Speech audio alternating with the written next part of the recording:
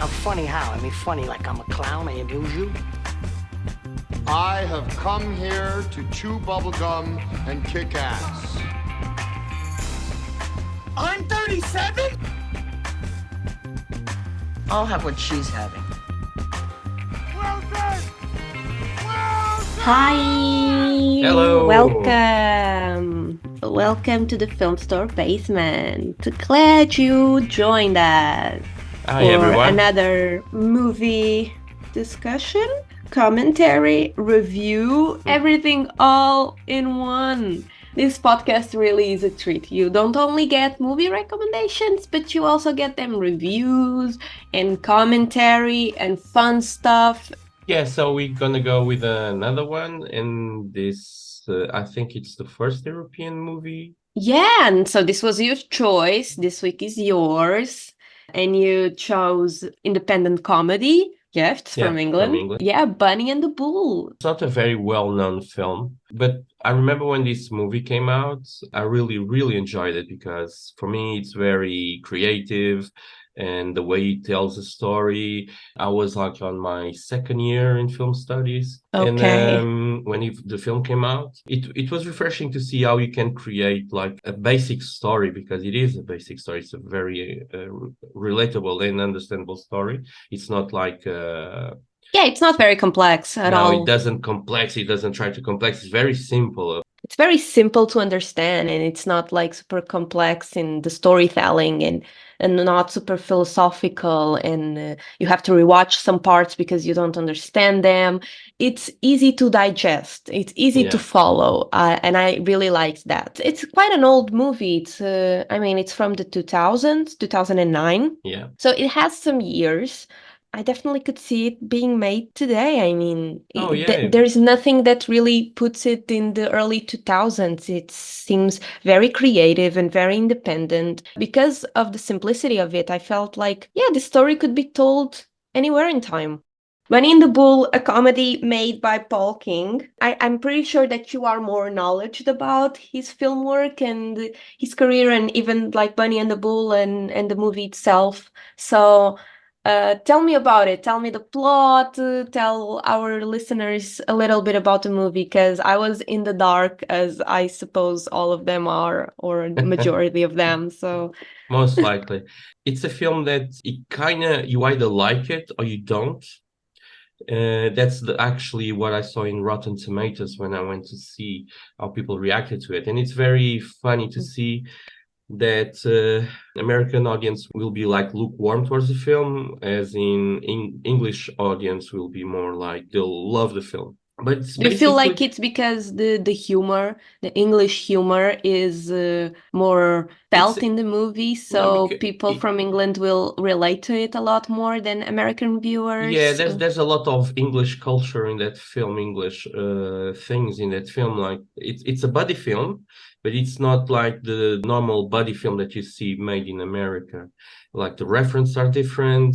Like there's one scene of the film that it might create a distance, which is it's very normal for people in England to go to a booking shop, like a betting shop. They go to a betting shop and they do their bets and they stay there because there's like live coverage of horse races, of sports, everything is happening, and you can actually stay in the betting shop and just be there with your friends. If you go to a more traditional, like to American films, whenever you see horse racing, you'll see the characters are on the track.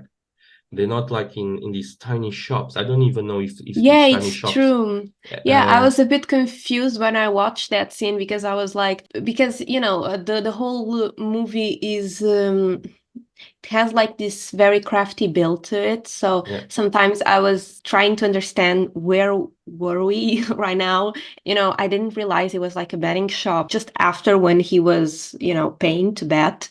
And then I saw the television with the horse racing, I realized. But, when you watch an American movie, they're like sitting, and it's like watching the competition. Race. Yeah, like right there, and they're just cheering, and everyone.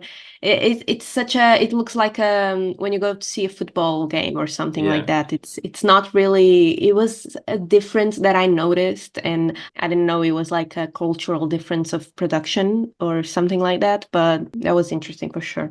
In that part of the film, you'll see the differences between England and the United States. Like the betting shops are very popular. You almost find one in every street.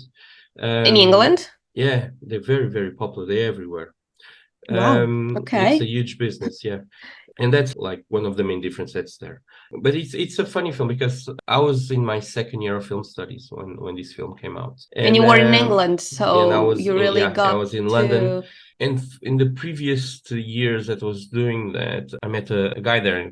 He's still my friend. And he introduced me to a lot of this English comedy kind of indie stuff that was being done in the UK, and they were very popular. So Paul King actually comes from the TV shows that this guy actually to see. And Paul King directed one of them. It was The Mighty Bush. That's where Paul King kind of explored all these ideas.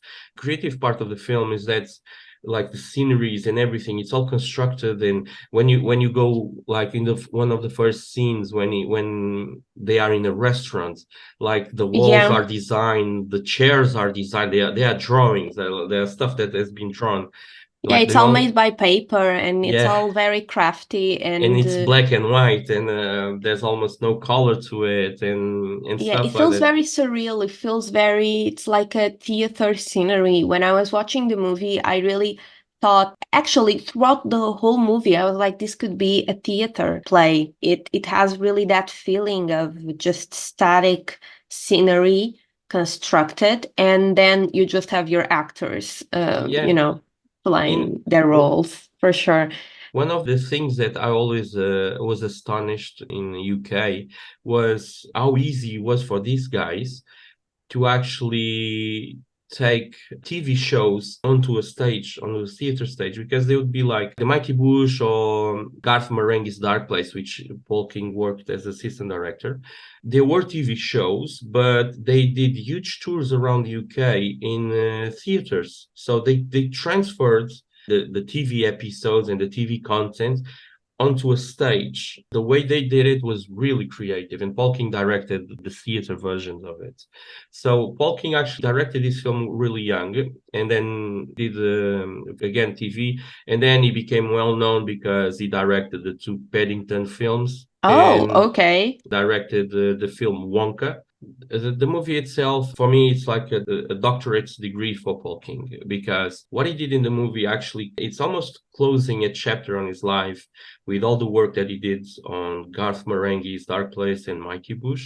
Probably I loved the film so much because I was watching those TV shows and then the movie came out. It's almost like a round trip, like a closed episode, yeah, of someone's life. When I saw the trailer, I was like, oh my God, this is so Paul King, especially when you see the trailer and you have that beautiful, beautiful 3 seconds of the train going across Europe. Oh yeah, that's a beautiful shot. Yeah. It's so Really amazing. loved it. It's like the animation of it all. It's Yeah, so creative, and it really makes you feel in between an animated movie and a live action movie, and it has like these all elements that I do appreciate them a lot. I like them a lot. Yeah. yeah. When I saw that, I was like, oh my God, this is so cool. When the movie starts, there's a narrator that tells us in a very comedic way all about Stephen and all about Stephen's routine and all about how many seconds he flushes, how many seconds he brushes his teeth, how many minutes that he spends in the shower, because Stephen suffers from agoraphobia, so he doesn't leave his house. Stephen also And some suffers from OCD. OCD, yeah, I Yeah, was thinking about yeah. that because, the whole thing about counting every And step of your boxes routine. and Yeah. the And you can boxes and see everything. sometimes, like that scene later in the movie, there is a scene where he just is very sad and walks out of the bathroom, I think, and Yeah. he just touches every square in the wall Yeah. until he like closes the like shuts down the light, and I was Yeah. like, that's his OCD. Yeah, it's Like, OCD. Yeah. One thing that I like with the film is that the film is honest from the moment on. So when you see Bunny for the first time when he's dressed as Steven, you kind of get the idea that he's a figment of his imagination from the start. The movie takes us from like nowadays London, where he's shut inside his house, to a year before, when he tried to tell a girlfriend, not a girlfriend, but a girl friend, girl space friend, a girl that is a friend, but he yeah, wants to be that a space. girlfriend. Yeah, he wants Yeah, a girlfriend. Yeah. he asks Bunny to come up with a place for him to, but ask her to like be in a relationship and to express his feelings and everything. And you kind of see that's all been set up, and he's constructed this idea. And this is one of the brilliance of the script, is that everything that I just said, you get that entire thing for 3 or 4 lines in dialogue. It's really cool. I really love when films do this, like when you have a dialogue between characters, but all of a sudden with that dialogue, very simple dialogue, you get all this backstory. Your imagination goes back. You can actually create the entire scene, the entire 3 years, as he said, like, now it's going to be the day that I'm going to tell her that I love her. So they go to this restaurant that plays a role in the film with Captain Crab, and Captain Crab always has a dig on the vegetarian option, isn't it?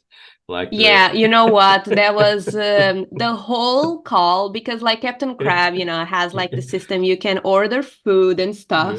And it's like, oh my God, I'm just remembering that he was like, no, I don't want the meat bird. No, I don't want that shit. I don't want the seafood. I don't want, do you want the vegetarian option? Yeah. And he's like, yeah, I want. So the vegetarian option today is cooked vegetables. Stuff like that. And then he's like, yeah, I want the cooked vegetables, sure.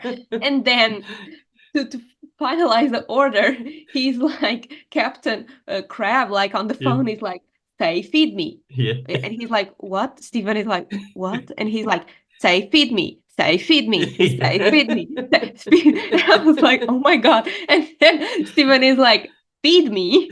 And he's like, okay, your order is on its way. And then the order comes, and it's like soup with some kale in it. Yeah.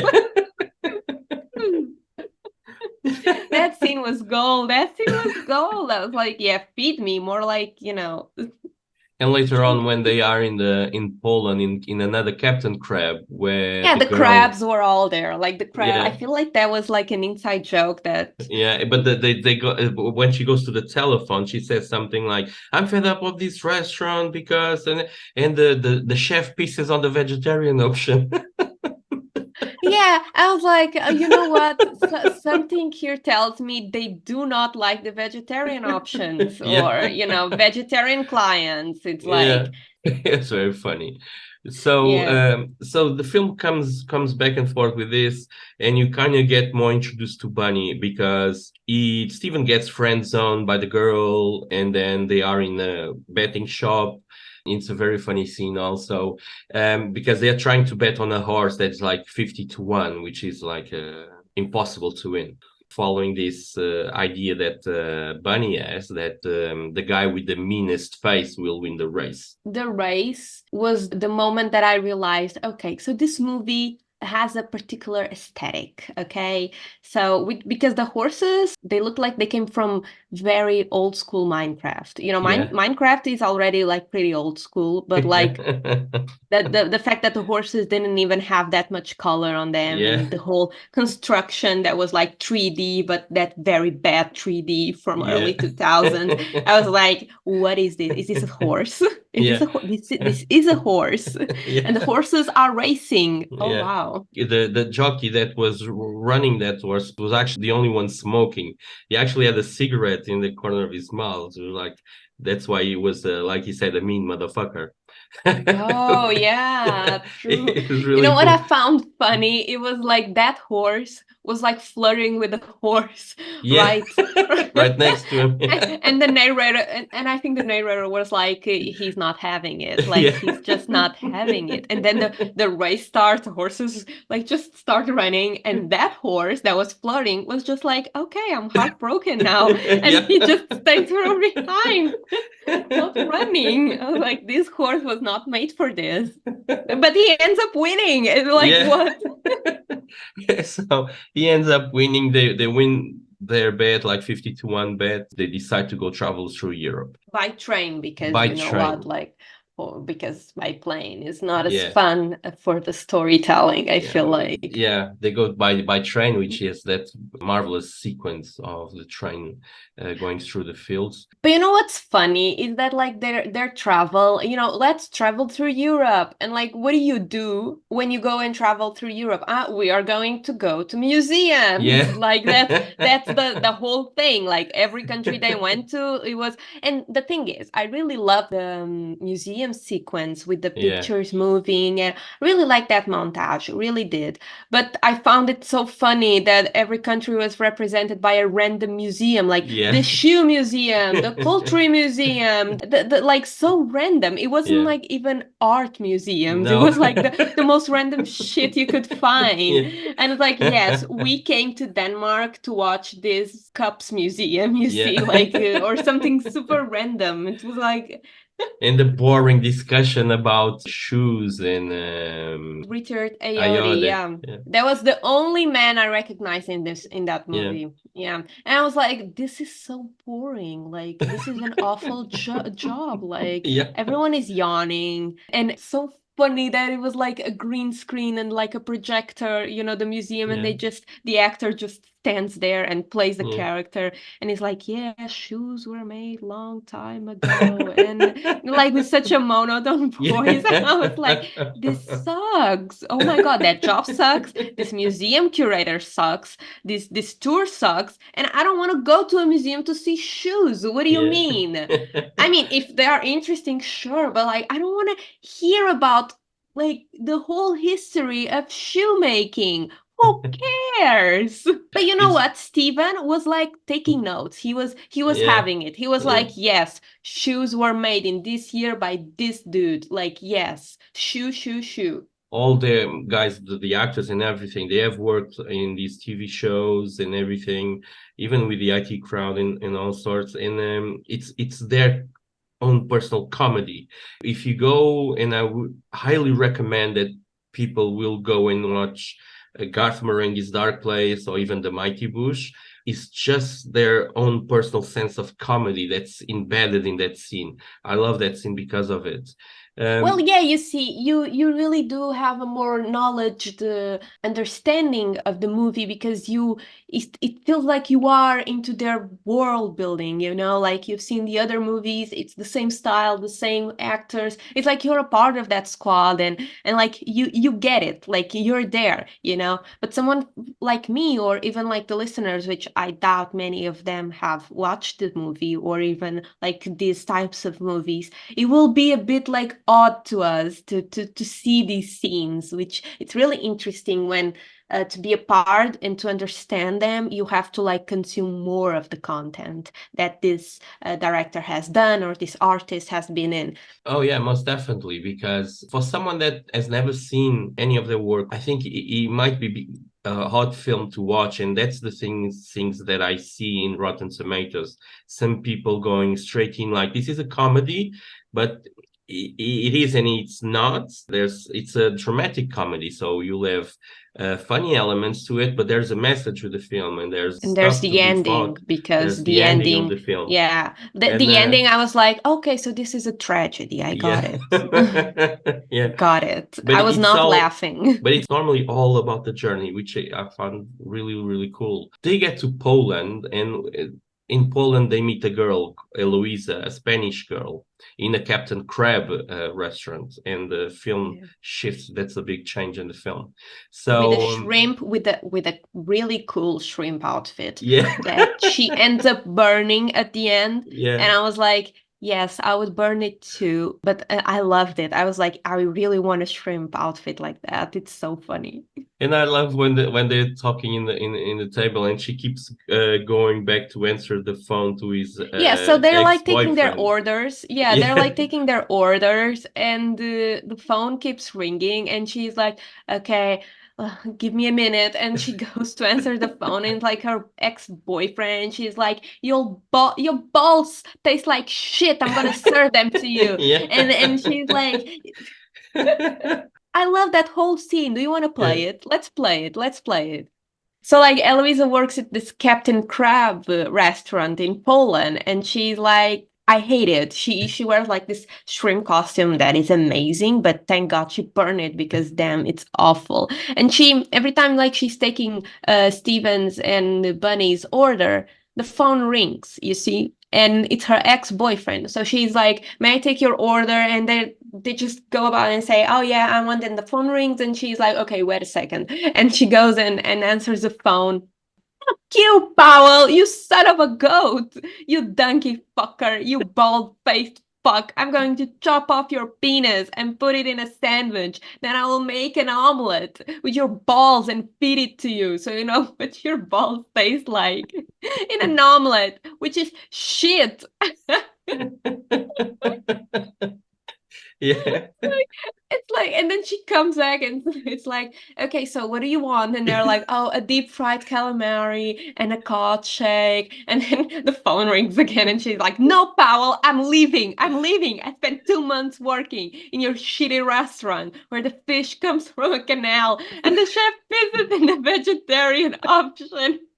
Cheated on me. Fuck you, you bald fucking stumping dick monkey."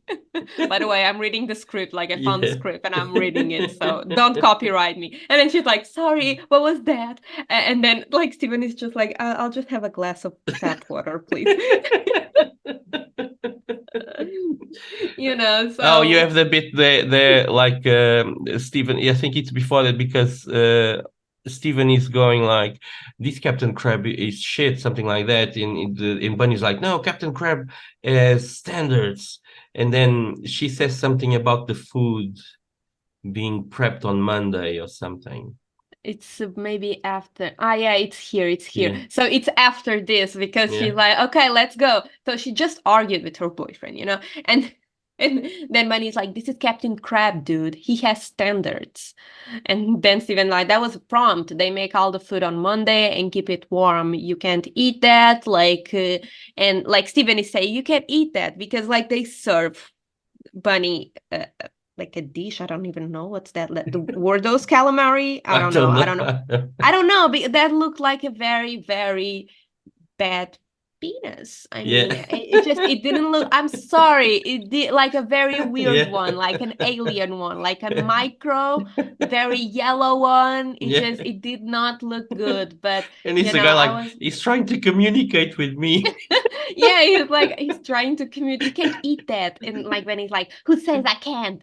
And he's like, "Look at it, look at it." And I don't want to look at it. If I look at it, I will bottle it. And then Yeah. like, "Look at it. He's trying to move on your fork. Look at it." And then Bunny's like, "Oh, I think it's trying to communicate with me." And the thing is, I did not see it moving, but I was like very weirded out. I was like, "This is Yeah. not seafood. That's not seafood. That's literally a very bad penis." Yeah, you know?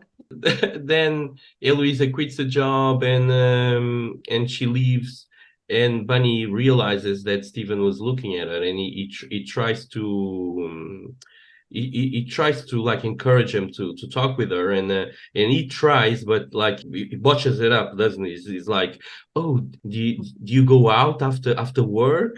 And she's like, "No." He's like, Yeah. "Oh, that's okay," and he can't really connect with her and everything. She's in Poland and she wants to go back to Spain, to her hometown for a fiesta. And And she says fiesta is wild, is wild. It's yeah, like you bullfight basically. yeah.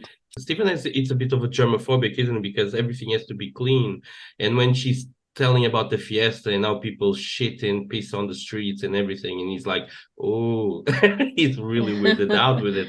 He's And like, damn, okay, yeah, so that seems crazy. yeah. So It's really cool. So she leaves, and Bunny is a bit annoyed with him because he lost another opportunity. And then Bunny makes a bet, doesn't he? He makes a bet to get themselves a car. And in 5 minutes, he has to eat all these wait. lobsters. I need to go back. I need to go back Okay. because they're like talking about it, and it's like, yeah, and Eloise is like, they drink a lot, they dance a lot, they make food, they make they make love in the street. Yeah. And then like Steven is like, well, it sounds fascinating anthropologically, you Yeah, know. yeah.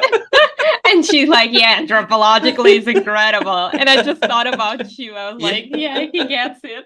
Yeah. And Bunny makes a bet that he can eat a certain amount of lobsters in 5 minutes. Those were crabs. We are Yeah, at the crabs. Captain Yeah, Crab sorry. Yeah, sorry. restaurant. I mean, they have standards, Bruno. Yeah, they eat eating crab, and it's a very funny scene because in when I saw it, it kind of reminded me of a famous scene in Indiana Jones and the Lost Ark, when the girl is drinking shots of vodka, because they're facing each other, and he starts eating, and it's like the clock, because it's impossible to eat all those crabs in 5 minutes, but anyway. It And was he's eating them, very and unrealistic. yeah. But I like the scene when he starts crying, and the other and Steven is giving him a massage, going like, "Oh, you can do it, you can do it." When he starts crying, and he has bits of crabs coming out of his mouth, like, "I can't do it, I can't do it." And it's like, this was all in just 5 minutes, okay, Yeah. guys? This was like in 5 minutes. You eat half a crab in 5 minutes, not Yeah. like a bunch of them. It was so unrealistic, but so funny at the Yeah. same time. So they get Yeah. the car with the giant crab on top of it.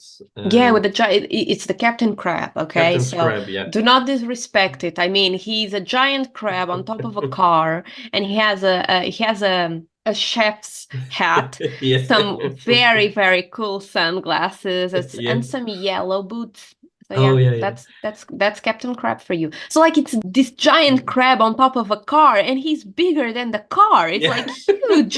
I was like, there's no way that the car can like run. There's no way that the car can like just start and go around like with such a giant crab on it. Yeah. So they grab Eloise from the roadside, and they start going on this trip. And when they're talking about the fiesta, that's when Bunny decides that he wants to fight a bull. That's the thing. For his holidays, he wants to fight a bull. That's why it's Bunny and the bull. So they get along through Europe, going from Poland to Spain. They stay in Switzerland in this really old Nazi type lady, like a B&B kind of thing. Oh, And, yeah. You know, the one that smacks the bear. Yeah, so there's a like huge bear. yeah, that's a huge bear. There's a huge bear. You can actually see the bear in the trailer, like, and that's when their relationship starts going sideways, isn't it? Because Bunny has sex with Eloise, and the funny thing with it is, like, especially I think for younger audiences, what did you thought of the condom machine? I was like, why is Steven with a condom machine? Like, because he's not the guy who is going to have sex during this journey. I mean, but the condom machine is actually a machine that people used to have on buses to charge for tickets. Oh yeah, no, I know. Okay. I understood that. Like, and he's like supervising it, isn't it? Definitely, like delivering the condoms, but he ends up delivering all of them. Like, he just takes all the tape. I was like, okay, so this is like Bunny's last time having a bunch of sex, I guess. So. Yeah, but it goes back also to beginning of the film, where when they sit down in the train, and Bunny pulls up some beer cans, and Steven is like, I'm gonna do one of my cocktails, and he's like, oh, that takes too long, I'm gonna be drunk but when you finish it. So you see a very fast sequence of him like chopping herbs and burning stuff, and like just to make a tiny glass of a cocktail. Yeah, I was like, no way. Yeah, No and way. Bunny's already drunk because he already drank like 4 or 5 beers. And the scene is very the same. Like he's in his bedroom and then he prepares himself to go to Eloise's room.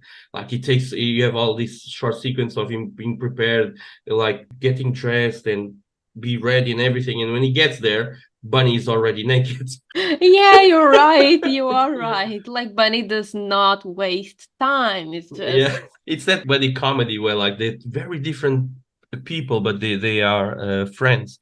And yeah, they mesh. They're somehow they connect on something. We yeah. don't know what, but they do. After that, they leave the crab and they steal the bear and they put the bear on top of the car, and then they crash the car, which takes them to actually for me one of the most interesting scenes where they grab the bear and they go throughout the city because Eloise is going to fix the car, and they meet a homeless man. Loved it. Love that scene. I love that scene. What do you mean? Like I was very freaked out at first, but then when he took them, like he's going to take them to his house, you see. Yeah. But I didn't realize that he was homeless. I just thought he was a weirdo, you know? And then Yeah. I was like, so he's a homeless, but he has a bunch of dogs. One of the things I love that it's like because it's snowing, but the snow is actually paper cuts, newspaper cuts. Yeah, it's paper cuts. I love Yeah. that. Like it's all made of like journal paper and magazine and yeah, yeah. see the columns of the bridge, and the columns of the bridge is actually newspapers and magazines piled up, making Yeah. the bridge and the columns. It's really funny. For me, it's one of the most funny things because he has the milk scene, isn't it? Man, I was disgusted. What do you mean you are drinking like milk from a dog's tits? What do you mean? What? Like he gives, and he's like, "Oh, you want cow's milk? Okay, so here's the cow's milk." And Steven doesn't know that the dog is called Cow, and he Yeah. doesn't actually have a cow. And then the dude just takes this. I think it's a sausage dog, Yeah. and he just grabs it and pulls it up and just starts drinking from the dog's tits. And I was like, and milk is like spilling. I was like, no, this something here is illegal. Something here is not. No, this is not possible. No way. And the dog was just chilling in his Yeah, the arms, dog like. was just chilling. Yeah, he was like, yeah, just drink my milk. I like the dialogues when he's like, "Oh, I'm all used," because he gives milk like this is dog's milk, and Steven spit it out, and like, "Don't you like dog's milk?" And he's like, "Oh, I prefer cow's milk." And he looks at him really like awkward, and gives him a bottle. This is cow's milk, and he's drinking, and he grabs the dog and like, "This is cow." It's amazing, like how he does it. This is cow. One of my favorite scenes was when the dogs of this homeless man are his wives, you see, are his bitches, like he calls him, you know, these are my bitches, and it's a bunch of dogs just there. And Steven is like kisses one of the dogs, he's like playing with it and just like giving it like head rubs and stuff, and then just kisses the dog, you know, like an affectionate gesture, like something very simple. And the homeless dude, gets like, "Oh, so I see you want to fuck her now." Yeah. And Stephen is like, "No, I don't want to fuck the dog. What do you mean?" And he's like, "No, you want to. I've seen how you looked at her all night and petting her. You want to fuck her, you know?" And he mistreats the dog. He's like, "Oh, you bitch." Yeah. So if you want to fuck the dog, then I'm gonna fuck your bear. And like Bunny is like, "You do not touch her." And like it's a maxi huge bear. It's not alive. What do you mean? It's don't you even dare. And then Bunny, in Bunny style, just bets on it. Yeah, he just bets because he bets on everything in life, doesn't he? And so my favorite part is when Bunny's like going to complete the bet, which is swimming in like this frozen lake, which is just stupid. And the dog likes Steven so much, that dog, and the dog is looking at Steven like, "Yay, hi!" and Steven looks at it, and then the homeless dude is like, "She loves you." Yeah. Super serious. Like, yeah. She loves you. Yeah. She loves you. I cannot stand in between love. Like, she loves you. And Steven is like, what? No. Yeah. I love that's like one of my favorite scenes. Yeah. So yeah, but then like he wins the bet and they go to Spain. I mean, right? Then they go I think get to that's Spain, yeah. and Spain was amazing. Like the way they did Spain was like, because the walls were actually books. Like all the walls were like in the bedrooms, and everything was piled up books. So they go out and meet this matador, which is not a matador because he has never been in a bullfight. He tried, but he couldn't. He's like a collector of memorabilia of bullfighting and stuff. This is really British humor. It's there in this bar, and Stephen asks for a drink, like a non-alcoholic drink, and everything stops. Like the sound stops, everything stops, like no one's talking, and the matador just looking at him like, how dare you not, like he doesn't say it, but he's like, how dare you not to drink alcohol here, like There's like a problem with Steven's drinking like habits. Like he doesn't drink dog's milk, yeah. and it's a problem. He doesn't drink alcohol, it's a problem. Like when Eloisa is asking him for like not asking but offering, on Yeah. the Ferris wheel, like, oh, do you want to drink this? And he's like, no, I got my own. It's like Yeah. that stupid cocktail that Yeah. just looks like medicine. What do you mean? And it's non-alcoholic. It's like So yeah, the matador is like looking at him. How dare you to say no to alcohol? and then they go out and he tries to teach Bunny how to do To bullfight, bullfighting. yeah. And I love his delivery because it's something like, much has been written about the art of bullfighting. And he goes on and he just to say that, he just goes like, get away of the bull, you idiot. Yeah, like it's bullfighting, get away of the bull if the bull comes to you. Like Bunny is so he doesn't get it. He does not get it at all. And even when he's like explaining to Bunny the story of the suit of Yeah. the matador suit, that very legendary bullfighter, and they just put his suit in a glass box. He's like telling his story, his legend, And then Bunny's like, can I touch it? Yeah. And the dude is like, no, maybe after 15 years or something like that, Yeah. maybe you can touch the hem of the inside pocket. Yeah. Like, well, my privilege, I guess. Yeah. There's this amazing scene where like they are merging the now and the past. And there's this scene like Stephen is in his bed, but all of a sudden in his bed, because he can't really feel comfortable, there's a door and he opens the door and he's back in Spain, and all these transitions as something like when he's running with Eloisa. It's beautiful. And he comes up from a couch. He Yeah. goes in, then he comes out from a couch, and yeah, I remember. and Yeah. it's just beautiful scene, like the way they did it. I love that in a film. But then that becomes all this discussion where actually Stephen finds out that Bunny not only slept with Eloise but also slept with Melanie, and Bunny has always been like a nemesis for Stephen, but Stephen doesn't really see it that way. Kind of Bunny takes over everything that Stephen does. And it's quite funny because Stephen is dealing with all this, remembering, but he's also dealing with it. When they go back to the apartment and Stephen's mind is coming to a collapse, and all of a sudden there's characters there from the journey. They all dressed in Stephen's pajamas. And yeah, stuff because like that. I felt like Stephen, because the movie plays with some.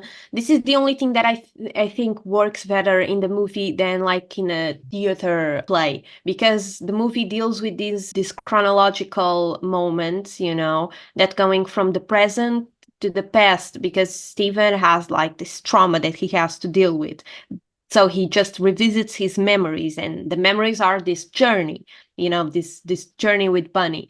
So he starts like also hallucinating with his trauma while he's in his house and seeing a bunch of the characters that he met during the trip, and this all culminates in the end. And we're not going to talk about the end because it would be like a huge spoil. Stephen has been through a huge trauma. That's why he doesn't leave his house. That's why he is so miserable. And you kind of see that the movie is just him kind of dealing with it and digesting it and just kind of going through it. That's why he's OCD. That's why everything got so much worse, because he has to deal somehow. And, without therapy, it's really hard for you to deal with such trauma, and you just end up developing more mental problems with it, because you have to find ways to create your anxiety, to kind of stop intrusive thoughts, especially if you have the trauma that Steven ends up having. So, but you have to watch the movie to understand that, and to kind of not ruin it. We're not going to talk about the end of the movie, but the journey is so fun. So, the journey is funny. But yeah. One of the things I love in that sequence is the dog guy comes up like, and he's dressed, and Bunny's like, we're just figments of his imagination, and the other guy like, no, I'm real. Yeah, I'm real. No, I'm he's real. he's And Bunny, you can hear Bunny in the background going like, do you really think you're real? Yeah, I'm here. And like, do you think immigration will let you into this country with all those dogs?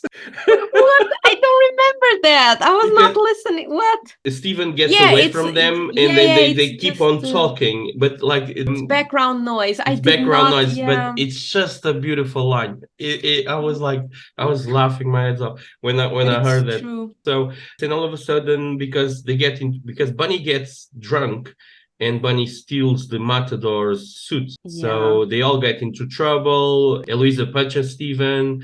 So, and they are thrown out from the village, and then they take this really weird ass bus. I don't know. I think it's like a bus train. I think it's weird, isn't it? It's weird. Yeah, I mean, because I think it's a bus. I mean, Bunny goes back home and he buys a train ticket. They are at the train station. Oh, okay, so it's a train. Okay, sorry. So it's a train, but it's a weird train. When they are inside the vehicle, it looks like a bus. It looks like a bus because there are people just standing. Yeah. And yeah, it looks like a bus ambience, Yeah, it's weird. So Bunny apparently sees a bull, and he opens the door, and the thing comes to a stop, and they go out. That bull scene is so beautiful. Like yes. No, the bull, it's constructed, it's so beautiful. Like, what? The bull I don't is know. all metal cogs, and yeah, it's amazing. It's so beautiful and looking. The floor, the floor is all duvets. Like you have duvets it's all over just the place. And it's just a beautiful, beautiful scene, beautiful shot scene of him bullfighting this mechanical bull kind of thing. It's a way of bringing like all the symbolic imagery into the film. So it is an amazing. So, and then our journey through the plot ends there, because you need to see the film to get the rest of it. So the main difference between us, as you pointed out, is like I kind of got involved into their world, into this artist's world and everything about seeing their work. And then I saw this film, and this film was, for me, it was like, wow, this is like Paul King's Endgame. Okay, yeah. And you came like, you never heard about the film, and like, well, just go watch the film, and it was your choice, like, yeah. It's like you use the Endgame analogy. It's like, I've never watched the Marvel films. None of them. I don't know any of the characters, and then you say, you know what, watch Endgame. Yeah. Like the second one, part 2. It's like, I was like, damn, what is happening? So many characters. And then imagine if I watched it in like the cinema. In the theaters, with a bunch of audience and Marvel fans, and when like one of the characters shows up and everyone is cheering, and damn, and I'm so oblivious, like I have no idea what is happening. I'm like, who is this? Who is this purple dude that is just going around and stealing rocks? And it would be. I kind of felt like that watching Bunny in the Bull. I was like, I don't know. I don't know. Yeah. I don't know. You get the message, as you said. You said it beautifully. It's all about the trip. It's all about the journey of self-discovery, and it's about dealing with your traumas. And he's revisiting every memory in terms of coming to terms with everything that happened, and what he will do next. And the way that he ends up, just, this is a small spoiler, but like, so he's afraid of going out of the house, and at the end he does. He opens the door and he gets out of the house. But it's such a symbolic moment when he looks back and he looks at the house, and all the hallucinations are just gone. Of course, like trauma like that, I wouldn't say goes away just like like that. But in a symbolic way, I do feel like it was a nice ending for Stephen. Yeah. For him to become a better and happier man It after comes to everything. I think the big message is like as you kind of said it, like the film brings up the importance of dealing with traumas and doing like therapy, because the film itself, the entire story of the film, like in nowadays London, what Stephen is doing, he's doing like a forced therapy on himself kind of thing, where he True. creates like all this figment of imagination. Bunny is there because Bunny is very different from him, but Bunny is trying to is forcing Steven to deal with like for an OCD person that has a living room full of boxes, when Bunny starts pulling out boxes and the entire thing collapses. Yeah. that could No, be. that's very symbolic when you think about mental health and everything that you buckle up inside of you. It becomes like a storage filled with boxes and you never open them, and you gotta open and just dismantle like the whole storage so you can like create new space for new adventures, for new feelings, for new experiences, for new people, for new memories. And it's only possible when you actually dismantle that storage, when you actually open those old boxes and just realize that they do not serve you any purpose anymore. And you have to, grow out of it. And that's essentially what therapy does. But that's not like what the movie is doing. It's like you said, it's a self-therapy. It shows that Steven wants to get better. He wants to deal with stuff. So True. for himself, he doesn't have the strength to it. So he comes Bunny again, like forcing him to do stuff, like because Bunny kind of forced him to go away in an holiday, because it's a bet. Bunny only bets. Yeah, Only Bunny bets. only bets No, throughout only the bets. And entire film. apparently it's like a huge thing in London. I didn't know. So I don't know if you ever been to London, but if you go to London, if you ever walk across, like even in the center of the city, you'll see betting houses everywhere. When he's trying to justify why he's betting on the horse, and he's like, "Oh no, I met this guy Masuda. He's a Yemen fisherman." And he's like, "When were you in Yemen? Like last year? Like what were you doing there?" "I was working in like a fishing boat." And he's like, "Oh." And so because what's yeah, Stephen is what's like the very anthropological, isn't it? Like, "Oh, so you must know the fisherman song that's very well known." And he's like, "Oh yeah, yeah. So how does it go?" And he starts like, "Oh, fishy, fishy, fishy." fishy, fishy, fishy, come to our boat. Come to our boat. Why? I don't know. Yeah, even the fish has a line in the song. It's like, Yeah. why should we go to your boat? And Yeah. he's like, I don't know, just come. Yeah. It's like, yes, that's the Fisherman's Yemen song. Yeah, Yeah. that's for sure. That's it.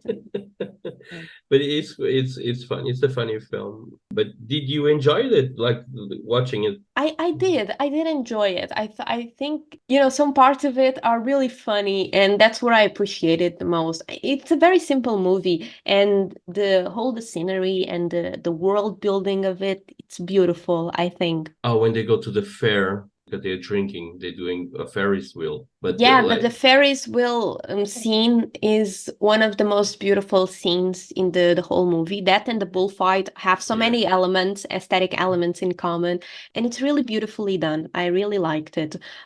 It's not like in terms of cinematography, it's not like the most beautiful movie, color grading and all of that, but the whole like scenery building, the water, the snow, the the bridges, the yeah, and car, the toy cars coming across the yeah, yeah, everything. It's so many details that are so like this is so beautiful, and it's not really typical to see a movie like that. yeah, And it's very crafty and looks like a bit homemade and like a yeah, children's dream as well, but then it's very deep, so yeah. I don't It know. goes deep. I do find it beautiful. I did enjoy it. I did.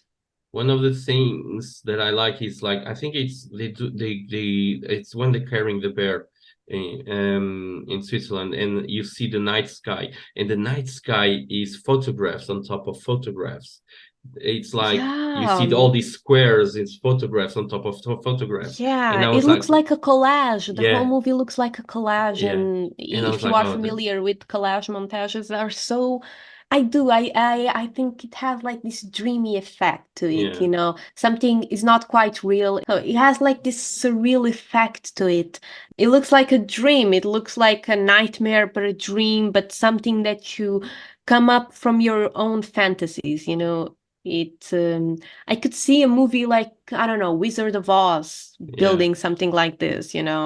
Yes, It that emerges this. childlike imagination. Yeah, it does. It does. And in a way, it makes sense because although it's not a dream, the movie, the whole world building of it is Steven's memory. It's Steven's trauma. He's in a way it's a nightmare, a dream, a memory, everything all at once. So it makes sense to be constructed like that. When you go back to your memories, you remember stuff as you remember. You don't remember every detail. You remember some of the parts, and everything can be a bit diluted. Like you don't remember every color of the bench or the tree or the street or the car that passes through. Like you don't remember those stuff. And the movie also plays with that. It's because a lot of the paper that it constructs the scenery, it's not even colored or, doesn't have much details. Yeah. What is important there is the fact that, he's with Bunny, or what are they talking about, or the action. I'm thinking about the betting on the horse race. It's not like it matters The how details, yeah, it doesn't matter. What matters it's that they are betting. He's with Bunny, and Bunny is like telling him, let's go to Europe. That's what's important. It's not the lady that is selling the tickets for the betting. It's not, we don't even see her because she doesn't matter. It's not the important stuff. No, yeah, that's a really good take on the film. I do love this film because I always love like these magical kind of films that bring something from a childlike mind, but it's done in a very serious way, and it's done respectfully. But he has that, it's like it kind of go.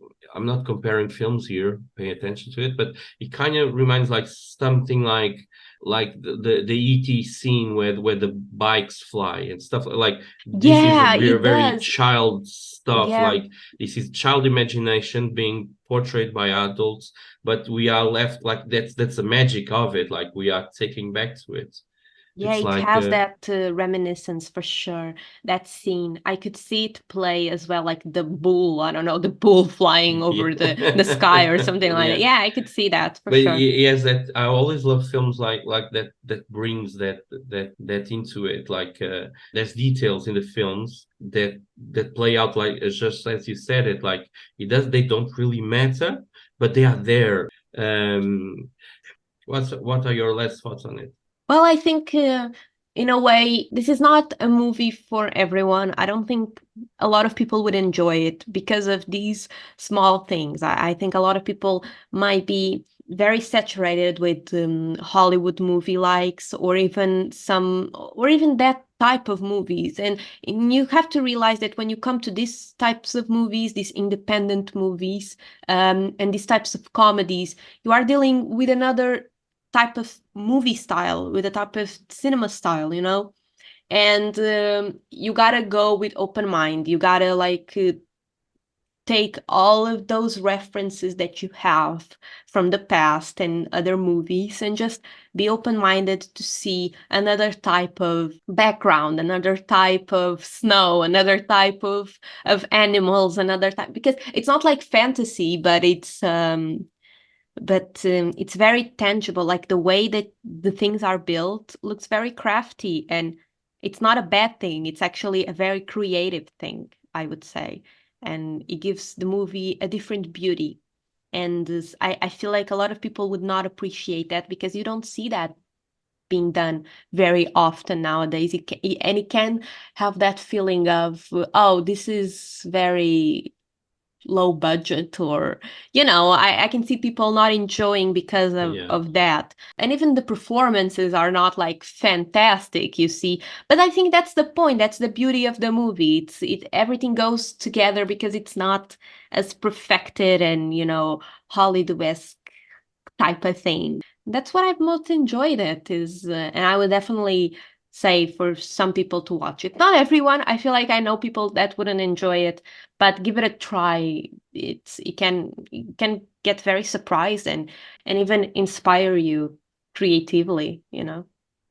Yeah, I would say it is definitely a film for creative minds, and it's definitely a film that in film schools, I think this film should be studied as into a way of doing films, into how you can go and make a film that it's a travel across Europe, but you don't actually leave a parking lot. So how you build up this entire world, or this entire trip, it's just amazing the way they did it. Because most of the times when you're in the film school, you have all these big ideas and all that, but you come to Very the ambitious, yeah. very ambitious ideas, and you'll be always like, oh, but I need like 50 millions to do this, I need such and such to do that, And but you don't quality actually don't. doesn't come, yeah, quality doesn't come from that, Creative quality comes from much more, comes from like what you can do, what you have. Yeah, And and this is this what the movie film really does. shows it, yeah. If you are studying for art director or to be in art department or designers, this is a perfect film to watch because of all that, because it actually shows you how to get things done. He has all this message of the importance of dealing with your traumas and all that, to be like more of a functioning adult, and to have friends, good friends, because Bunny is not actually a good friend. He's not, he's awful. He's He's awful. awful, Yeah, like, he's I an awful mean, friend, and but it is funny. But just to embrace that magical sense of life, that's the that's thing with the true. film. So, thank you so much for listening to this episode. Really enjoy having you here. If you haven't watched Bunny and the Bull, please consider so. It's not a very long movie. It's very creative, and tell us what you thought. Maybe you hated it. I don't know. We've seen a lot of Rotten Tomatoes opinions and reviews, and it was like maybe some people didn't get it, maybe others did. But that's the experience of it. Follow us on our social media to tell us when you thought about the movie. Contact us, join us. It was a fun episode. Tell us what you think of all these films and have a conversation with us.